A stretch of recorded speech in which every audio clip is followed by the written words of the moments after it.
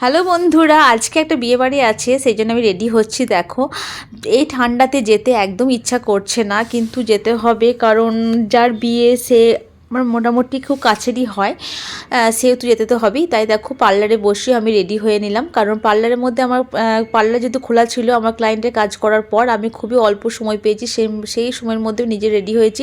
এই সময় কিন্তু আমার মেয়ে পড়ছে, ওর স্যার এসেছে, ওর স্যারের পড়াশোনা হয়ে যাওয়ার পরেই দেখো মেয়ে চলে এসেছে। ওকে ভালোভাবে মুখটা একটা ক্লিনজিল মিল্ক দিয়ে মুখটা পরিষ্কার করার পর দেখো একটা ফেস পাউডার দিয়ে দিচ্ছি, কিন্তু আমার মেয়ে একদম মেকআপ পছন্দ করে না। আর আমিও বলি বাচ্চাদের মেকআপ বেশি অ্যাপ্লাই না করাই দরকার, খুব জোর একটা ফেস পাউডার তোমরা দিতে পারো। ফেস পাউডার দিয়েছি, আর একটা আইব্রো পেন্সিল দিয়েছি, আর একটু লিপস্টিক দিয়েছি, কারণ এইটুকু না করলে হয়। আমি ব্লাশার দিতে গেলাম, কিন্তু আমার মেয়ে নিল না।